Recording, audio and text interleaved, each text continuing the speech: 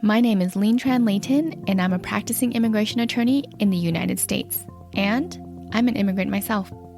Throughout my life and career, I've had the privilege of meeting people from all over the world who have immigrated to the United States.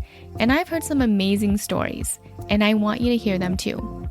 These stories will make you feel a range of emotions, but most of all, I hope you will be left feeling inspired. Welcome to the Immigrant Voice. If you like what you've been hearing on this podcast, share it with others and leave us a comment or review wherever you're listening to it. Also, remember to subscribe so you can hear our upcoming episodes. There's a very small portion of the interview that contains content that might be sensitive to some listeners. However, his story is amazing and I'm positive you'll enjoy it. My next guest is somebody I've known for, several years now. I feel like it was probably pretty soon after law school that we met through the Utah Asian Chamber of Commerce. So I'm excited to talk to him, and I'll go ahead and let him introduce himself. Thank you, Len. Thank you for the invitation. So we met initially at the Utah Asian Chamber, and you later on become my attorney for my current wife and daughter. So thank you for doing that. You're welcome. So my name is Rick, and was born in Vietnam and came here as a refugee back in late 1979. You know, back in those days, we were being called as boat people. Mm-hmm. So I was one of them. So been in 1979 and so living with an American family. And now, so went to school here in Utah. I had always been in Utah. So graduated in high school here in Alta High and went on to Westminster and started my job as a Smith's grocery store, and then to Desert Pharmaceutical as an assembly plant, and then go on school and become a flight attendant in Northwest Airlines. Oh, I did not know that. Yeah. And then work at State Farm in claims, and now and then become a State Farm agent. And now I am what they call a sales leader in State Farm. It's pretty much a field leader or consultant to a group of my agents. So that's really where I've been and where today. And it's been a while. So I'm rooted here in Utah and love every bit of it. Yeah. And I know that like me, so like my family is Chinese and we speak Cantonese at home. That's what my parents spoke to me. And you're the same, right? Yes. So my native tongue really is Cantonese. Mm-hmm. Still today I speak Chinese, but learn Mandarin at school, and obviously Vietnamese is given to be spoken, but since been a while now, so I would say my English is way better than my Vietnamese right now. Oh, really? Yeah. So like I have a Vietnamese name, but I don't speak any Vietnamese. My parents do because of course they were born there and grew up there, but they always spoke to us in Cantonese, and so that's what I know. Now, going back, because I know a lot of people from Vietnam, when they came during the time when you came as what you call boat people. So I want to know more about that experience. Like, what led you to leave Vietnam, and what was that journey like on the actual boat?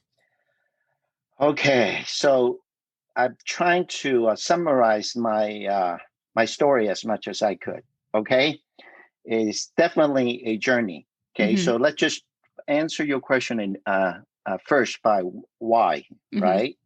So the why is obviously just like everyone, it was a seek for freedom journey, right? Back in Vietnam during those days, we at my age was about 13. I would have been drafted and go into the army. That was a freedom, and I know that's not what my parents want.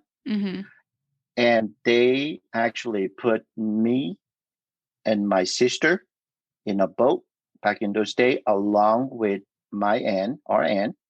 So send us out on a boat, and off we go. So that's really the why piece behind it. But to describe my journey, so we obviously we got out of our home, smoked out our home, and went into a little remote island in Vietnam where the boat was dark. It's just nothing but a fishing boat, right? So the boat was about 75 footer, but it was packed with about, you know, over 700 people. Wow. Okay, so it was sardine, so to speak, right? So the journey going out there, so to summarize quickly, was that we initially go out and was hit by a big storm, rainstorm. Mm-hmm. And the boat was ruined and everybody got really sick. But long story short was that the boat was ruined, no longer operable. Mm-hmm. So our boat got towed back by another fishing boat to another island. So we stay at that island for 30 days while the boat is being repaired. And in that island, because it was so remote, the water was not sanitary and the food we eat. So there were a lot of people there, and we all live in a tent while we wait. So I got malaria from Mm. that island. So Wow. we're going through that journey, and luckily my mom was able to track us down and come and give us some medicine. So I was able to get better. So after the boat was repaired, we get back on the boat, and through that time, and we was heading toward Malaysia. Mm-hmm. So by then, the Thailand pirates was all around in the strait in that area, Mm. the Thailand Strait, were Mm-hmm. just waiting for us. So Wow. our boat literally got robbed 7 times by the pirates. Oh my gosh. So so it get to a point we had nothing else to give them. They were start taking young girls with them. Mm. Wow. So at the very last time that when we go get after the seventh time, and then we will also get chased by more pirates. And at that time, the captain say, "We're gonna where they make a decision. We are not gonna let them take us again, Mm-hmm. rob us again." So we just go. So we just drop all of the heavy stuff and we just gunned it as far. And then obviously, our boat is a wooden fishing boat, and their boat is way better, and we have 700 people in it. We're not going to outrun it, right? Right. So luckily, we saw a oil boat was just in there, and then was just doing some their oil testing in that around that area. We asked for their rescue, and they won't. They said, "We give you food, we give you water. Just go to the closest island." Well, we knew then if we go anymore, we will get robbed, and then by then the pirate will probably kill us. Yeah. So sure enough, we just sit there and we won't move. But about 3 hours surrounding us was like about 6 or 7 pirate Oh my boats just gosh. surrounding us. One go, but they didn't dare to move in because of the oil rig over there. Mm. So the captain had made a decision at that time, and we literally sing our own boat. Wow. So that's the only way. So we actually pick Mm. a hole and sing our own boat, and we were rescued Mm-hmm. by the oil rig at that time, and we were taken to the Malaysian island, and we were living in a playground there for about a month. Mm-hmm. And at that time, for some reason, there's some Malaysian government and the United Nations didn't have any agreement. Well, after about a month, we were again living in tent and in eating rotten fish. So Oh here's wow. another reason I won't eat fish right now because of that Yeah. experience. Yeah. So and after that, we were asked to say, "Hey, we're going to have to transport you to another island because this is not the island for camping." So we listened to them. When we get on the boat, another boat now, again about same amount of people, same size. So we got pulled out by the Malaysian government Navy ship, and as soon as we get to the international water, we just left. We're left there. Wow. No water, no engine. Well, there's an engine, but no fuel, Mm-hmm. no compass. Oh my gosh. So we were out there, no weather, but it was sun and was hot, and literally, Lynn, I guess the hardest thing for us during that 2 weeks was this. that, obviously we have no food, we have no water, so Mm-hmm. everybody do whatever necessary they do to survive. Mm. But here's the problem. The problem is that the infants and the elders, they're not so fortunate. Mm. So when they die on the ship, the Mm-hmm. captain had to make a decision, and the moment that captured my heart the most was I never can stop it, was this: knowing the babies or the infants passed away and overboard, and having the mothers sitting there and watching their baby being overboard. Breaks my heart. Yeah, that was the hardest. Yeah. Yeah. So anyway, so we were seeing a lot of oil rig passing by, and they refused to give us, because they don't want to go through the red tape, right? They refused to rescue us, Mm-hmm. and just go pass by even when asked for help. And luckily, we were able to find some Singapore little fishing boat. Mm-hmm. They gave us some fuel, and in the boat we have a couple fishermen that were able to tell the North Star without the Mm. compass. So we were heading to Indonesia Mm-hmm. by that. So I have some fuel. We had a couple ringstorm. We were able to capture water from the rings. So the problem was, when we get to the Indonesian water, their navy too did not allow us to get in to their island. Mm.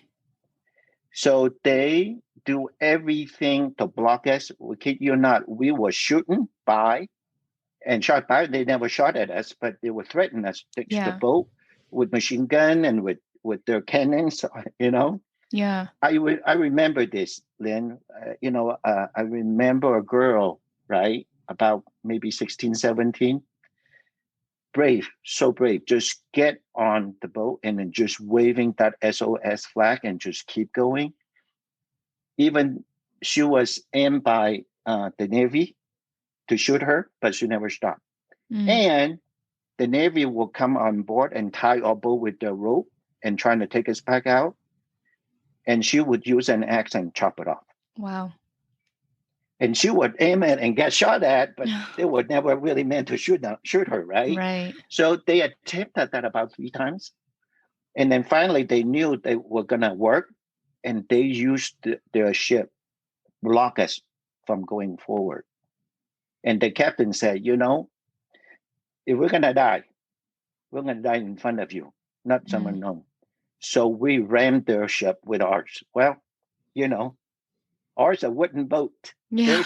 They had a metal. Right. So all we did is putting a dent, and then the hull of the boat was cracked. And by then the Navy knew that we were determined. Mm-hmm. So we just go as quick as so much until we hit an island and hit the coral. And then everybody just jump off the coral and then just go into the island. Mm-hmm. And this was So Indonesia? this is Indonesia. Okay. So we were in that island remote. So back in 2004, remember there was a tsunami in Yes. Indonesia? Yep. Well, it's really funny. That island got washed away. That was the island that we were in. Oh, wow. So we lived in that island for almost a year, and eating cabbage, sardine, and rice and eggs for the whole year. Wow. So here's what I won't eat. I won't eat sardine. I won't eat fish anymore. What about cabbage? Will you eat cabbage? Cabbage, I still eat, and then I still eat the eggs. And then there was no facility there, so we create our own facility. We had to go up the mountain and get wood for our fight for the fuel.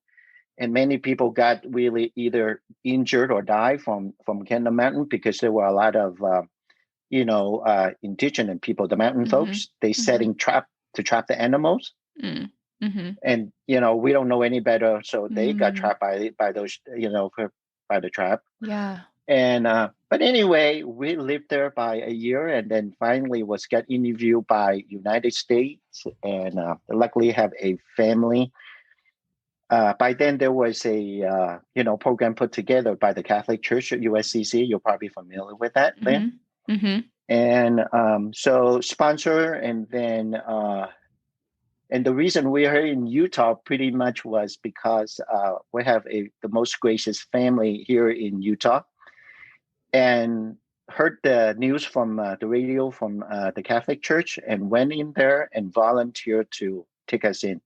So, until today, I call her mom. And that, right? So, obviously, I have my biological mother and father who came in 5 years later, but they call them a mom and dad, and they're very close to us. But without them, we wouldn't be here. So, yeah. Long story short, that's my journey. Wow. I hope I'm not giving you too much. No, that was really good. Oh my gosh. How old were you at the time that this was all happening? Like when you left Vietnam? Yeah, I left the country about 12. Mm-hmm. Okay. And I remember everything, obviously going through my journey, those are stuff that you just don't forget. Of right? Course. Yeah. So, and I never seen a more united crowd on our ship, especially in front of the Indonesian Navy, where everyone was get up and just yell and bang on anything they can because we would refuse to get dragged back onto the ocean. Yeah. So, but anyway, I was 12, and then I was in the Indonesia for about a year and a half in the refugee camp. And then make our way to Utah. The reason in Utah because of the family I was telling you about. Yeah. So your parents they were not with you during this whole journey. And and obviously there was probably no way for you to even contact them, or was there? Did you have any contact with them at all during this time? So obviously, no, not at all. Luckily we happened to have an aunt who lives in Hong Kong. Mm-hmm. She was our conduit between us and my parents in terms of communications, right? So we will send a letter to her, and then she will send a letter to my mom, and that's how we get connected. But Len, speaking with my mom, another brave, and by that time, just so you know, my dad was in concentration camp. So my mom's the one to kind of put us through, and if I had to describe two brave women, that would be my biological mom and the mom who took me in, right? Yeah.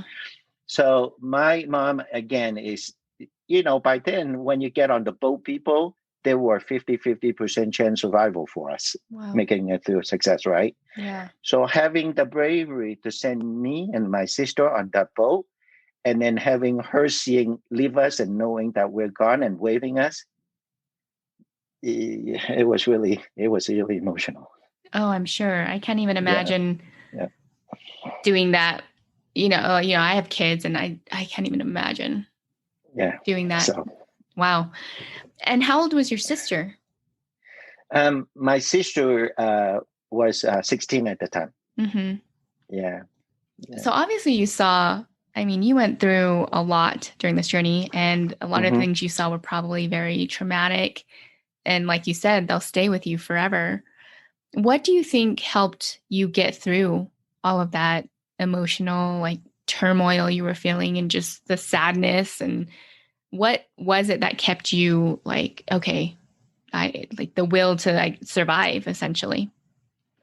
Well, when we're on the boat, there were only one way is to survive, right? So we do everything we can. Obviously, I don't want to be too graphic what we have to do on the boat, but just so that it is really some very, very down-to-earth survival skill that we have to do to keep us survive. But to answer your question specifically, it's just to will that we got to live, and once we live, right? Once we make it through there's nothing can be worse. And more importantly, the freedom is what we sought. And we don't ever want to let my parents down. Yeah. Right? We got to move on. We were in a refugee camp, and we had to do whatever we do to survive, right? So I guess you could say, Lynn, between the 12 all the way get to here in to United States, going to school and get to where I'm at, you probably could say that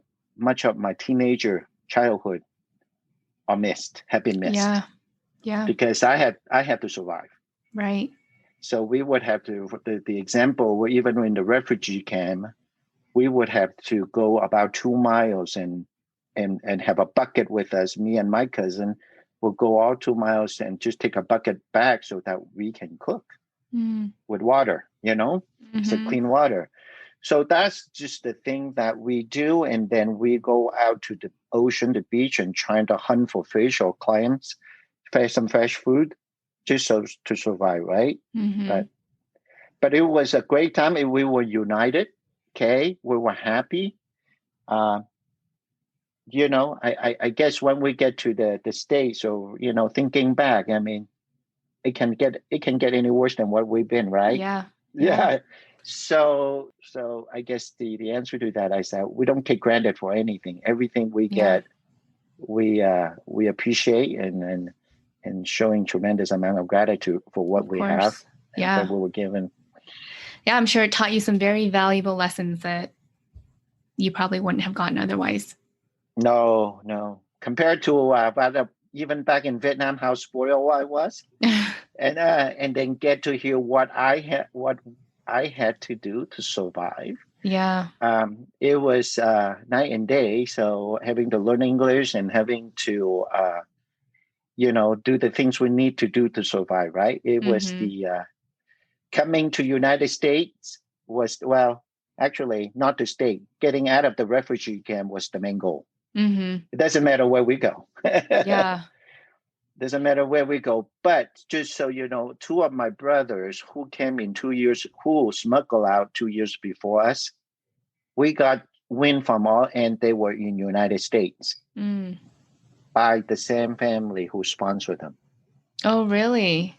Yeah. Wow. So, and again, my aunt through the conduit communications, and that family, her name is Cookie and Lynn, um, and said, well, we cannot let them split with the family, right? Mm. So they did everything they can to let the Catholic Church know that they want us to be here. Wow. That's So, amazing. yeah, so we were able to unite it with my two brothers here. Mm. Wow. What an amazing family. She couldn't have any kids of her own. Mm-hmm. So we were adopted. I know we're not adopted. We were sponsored, but she adopted 5 of orphans, and 4 of which is from the orphans from Korea. Oh, wow. Yeah. So Wow. pretty unique. Yeah. Yeah, that's amazing. Yeah. It's just so like, it's so nice to hear that there are such good people out there Yes. that are willing to take in complete strangers and care for them like their own family. Right. The kindest heart people, and just do nothing, want to help. And Yeah. just want to help us integrate in community, right? Mm-hmm. So, but hey, when we get here, Lynn, I just remember going to high school, I'm the only Asian in town. Oh, really? Wow. Wow. So you were that what? was in the story. So you were about 14. 14, right? When you came here? Yeah. So what was that like? So the first time you stepped foot into the States, like what were you thinking? Well, when I get off the plane, so the again memory you have that you still have very vividly, right? Mm-hmm. So I remember getting out of the plane still on my flannel shirt, walking out of the plane still on my slipper, Mm-hmm. getting out of the plane and seeing 2 feet of snow on the ground. And I said, oh my goodness, what is this? Walking to the parking lot on my slipper. And I said, are you kidding me? So anyway, but, was able. So when I get there and bring to the home, have never seen a toilet before. I thought it was a washing bowl, right? You probably have heard that story. I literally thought that I was going to wash toilet. That's my washing bowl to wash vegetable or whatever. That's what we did. So that what was like. But the crazy thing was this, coming from back then, coming out of Malaysia and into Singapore to here was tropical-ish, and get to a very snowing storm place. And then 30 days after that, I was up in the ski slope and learning how to ski. Wow. Isn't it crazy? Now I never stopped skiing. So how did you communicate with the family that had sponsored you? Because I assume they didn't know your language, right? No, they don't know my language. So while we in the refugee camp, so we took, there were a couple English class were Mm-hmm. offered. Mm-hmm. So we have some. So we went there and learned some English, be enough to communicate, right? Yeah. So yeah, no, they don't speak our language, and we don't speak English too much. So a Mm-hmm. lot of them is just do what we have to do, Yeah. whether it's motions or food or so, and going to school.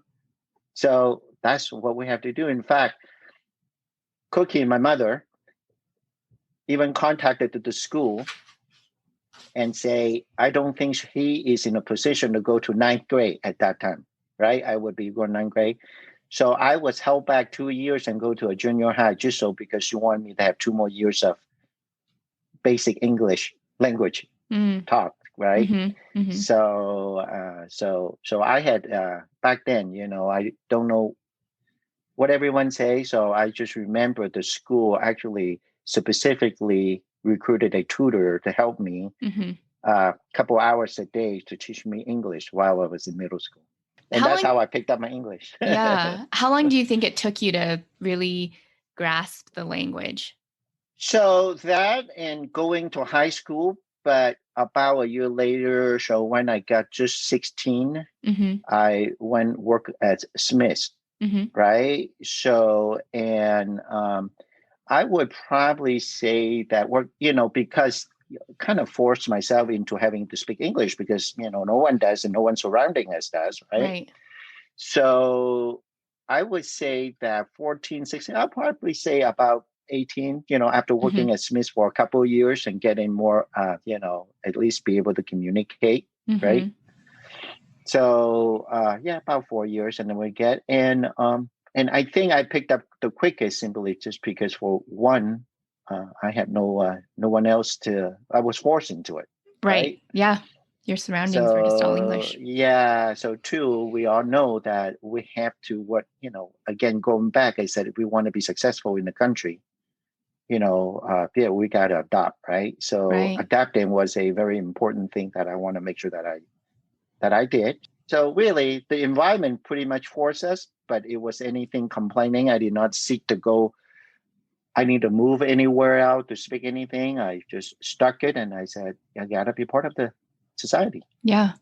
Did you feel welcome here, or what was that like? Like, did you feel like did you get weird looks from people, or did you feel pretty at home in some ways? I mean, obviously it's very different from Vietnam. Right. Well, I wouldn't say it. Definitely, a lot of them felt foreign, Mm-hmm. but I think how I felt at home was because of the love that I was given. Mm-hmm. Right. But if I go out work at Smith or if I work at go out school, I definitely get the look. Mm. Okay, I definitely got the look. Uh, do people treat me differently? Were their kids tease me? Sure. Mm-hmm. But I guess it's all what you look for, right? So I look for it. I think generally, by and large, people are wanting to be nice Mm-hmm. and want to help out. Mm-hmm. Certainly, there are a few bullies going, but it wasn't by and large. I think didn't affect me. Thank goodness, Yeah. it didn't affect me much. There were more people that trying to help more than the others trying to be mean. Right. And Well, I believe the love from the family were the one that mm-hmm. I always have to go back to. Yeah. And I'm sure everything you had went through on your journey here, what you were going through here was probably like easy, right? Yeah, Compared yeah. to what you had to go through. Yeah, yeah. Yeah. So when you came here and you were like, okay, I'm going to be in America, what did you know about America, or what were you expecting about America? So when we come to America, right? So the key for us was the freedom piece, right? We were Mm-hmm. able to get our freedom, but the main thing when I get what I expected was that if I am going to school, if I'm willing to work, I'm not going to be starving. Mm-hmm. That was the only one goal. Go to Yeah. school, get a job. You're not going to be rich, you're not going to be wealthy, you're not going to be lavish, but you won't be starving. So that was one goal, and and be a positive contribution to the society, right? And that's all we do is that's what I expect and going to school. And that's really it. So, but I think more so than school, I always want to work because I don't want to be a burden to anyone. So I always trying to go work, right? So obviously, unlike a lot of immigrants, from an immigrant status perspective, by the time I came to the US, I was quote unquote legal. I didn't have to go through those experiences being undocumented and what have you, right? So that I didn't have to worry about. So I just knew I had to go to work and whatever work I can do. So my mom always hit me upside the head. You have to get your schooling done, right? So trying to do school. So at some point that I was working as Smith and working at some pharmaceutical, having two jobs and trying to go to college at the same time. What were your goals? Like, what did you want to become? When you were going through school, like, what did you major in, and what were your plans for the future? Well, I always thought, funny that you asked that, is that I never thought that I would be in sales, let alone insurance, right? What I'm doing now. But I always thought that I was going to get a job and maybe working on some sort of international relations type government program is what I thought I was going to do. And doing interpretations for people and trying to I just want to be involved with the international piece. So I thought that was the best use of my skill, and that's what I really did. So, and even in high school, that's what I was going to talk about and going in. And when I go to college, I just going in and knowing that. So, but they said, hey, anything you do, you have to go get your business degree, right? So that's what I did. And went into school, and after I get a school and somehow that international thing always in my zone. I said, I got to travel international. And that's where joining the airline comes in. I wasn't good enough to be a pilot at that time, the schooling, right? So the only other way to travel on, out of someone's time was to be a flight attendant. How long did you do that for? I did that for a year. Okay. So, and I did that a year and based in Honolulu. But the cool thing is, the coolest experience from that, Lynn, is that at that time, I was carrying refugees like I was coming from the refugee camp, holding the sandbag and with USCC on there. That was for real. Wow. And be able to see them coming in on my flight, and I was able to serve them. Yeah. That was a beautiful reflection. Oh, I'm sure. Yeah, I'm sure. I mean, you could probably, and you obviously could relate so much to the emotions that they were feeling and what they were going through. Yeah. So I did that for a year. And then after that, it was a lot of fun, but it was certainly not why I go to school for. But I just want to get the travel bugs out of my system. And then after that, State Farm was doing interview at the school campus, and I joined and being claimed. That's how get started. And then later on said, hey, I want to have my own business, right? Living the American dream. Yeah. It's really what it is. To have my own business, living American dream. So again, feeling extremely blessed. The opportunity was given to me, and having a little luck to, at the same time. And so I did that and was reasonably good at it. So, and then State Farm asked me to do what I'm doing, and I'm loving what I do. Yeah. Yeah. That's awesome. And I know that you're very successful in your business, and that's so awesome that you've been able to come from, I mean, your journey just, gosh, I can't even imagine going through that as an adult, but going through that as a teenager, when as a teenager, you're already, your hormones and your emotions are already like all over the place. And then you just add in something like what you went through. And I just can't even imagine. Well, I'll tell you, I count my blessing once again. Going through what I go through really have helped me get to where I am today. Yeah, right? absolutely. So I don't take anything for granted, and I appreciate everything I have, and I do every little things that I do. I Hmm. appreciate what I have Yeah. because not everyone can say the same when you know that 50% of people coming out of survive that journey. Yeah, definitely.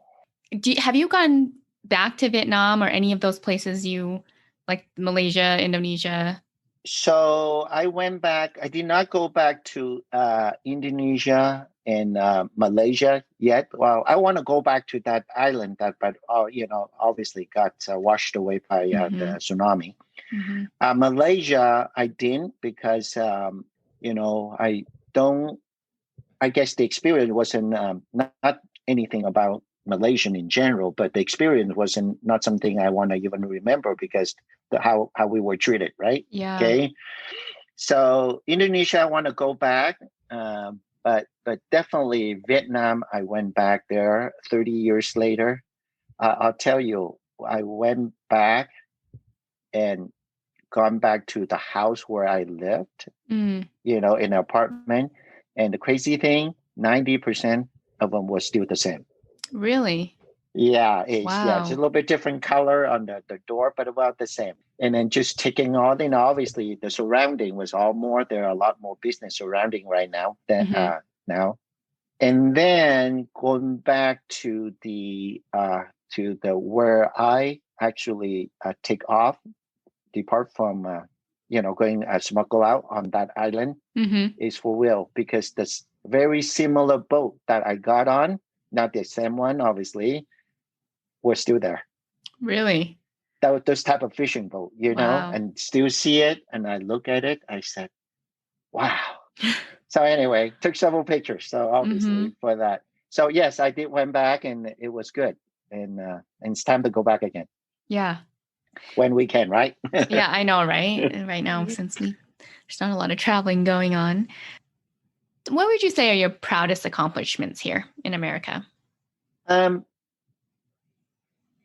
I would say that my proudest moment was credit to a lot of my my mom, Cookie, my American mom here, so who really taught me great value, Hmm. right, and do the right things, and have a really really incredible amount of integrity, right. Hmm. So that's always that value has been taught by me, by my American mom, as well as my biological mom, right. So and work hard.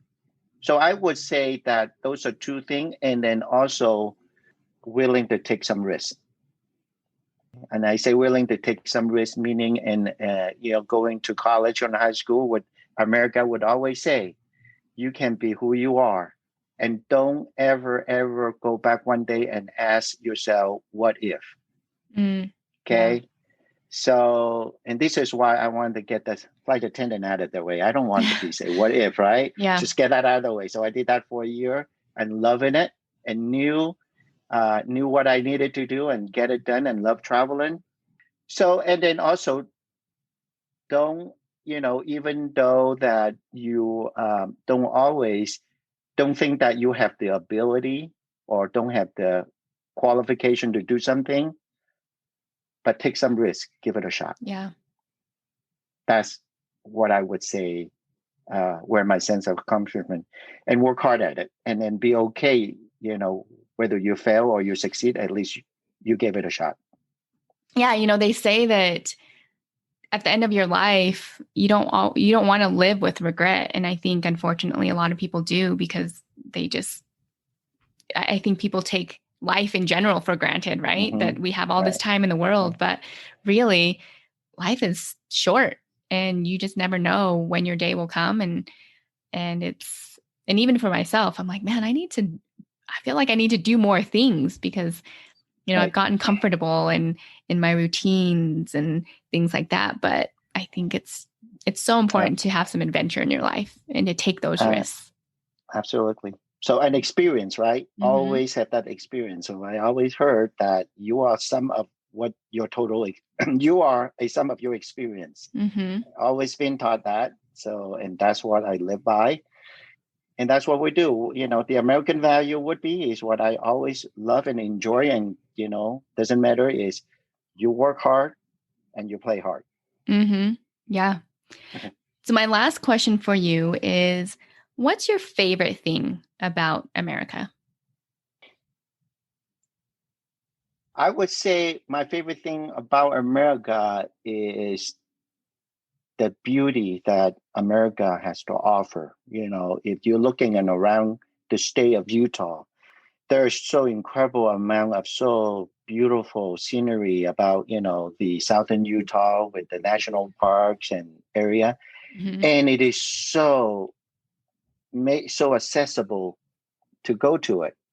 And I just love that. And again, my blessing is having the ability, the flexibility to appreciate that and learn how to do that. Mm-hmm. So I would say that would be the biggest thing. And obviously, I'm blessed that by and large, again blessing again people who I surround with has I love every one of them, and they have done nothing but trying to help me.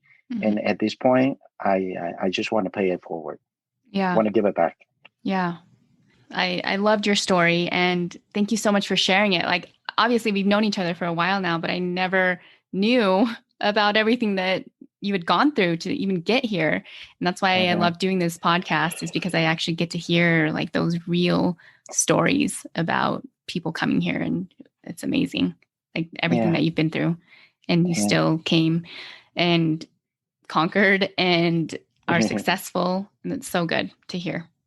Well, thank you, Lynn. Thank you for giving me the opportunity to tell my story. And obviously, I tell that to a lot to my friends, but just like culturally, we usually a little bit more Reserved. On reserved side. Yeah. We don't really go out and then telling what I've been through or being, and perhaps we need a little bit more assertive, right? So. Oh, it was a great story. It was, obviously nothing that you'd want to go through again, but it's built you into who you are today. And that's just something that can never be taken from you. Yeah, I would say that. So, but thank you. Thank you for letting me tell the story. And I hope your audience got some out of it. Yeah, they definitely will. I certainly did. So audience definitely will too. So thank you so much. Thank you, Lynn.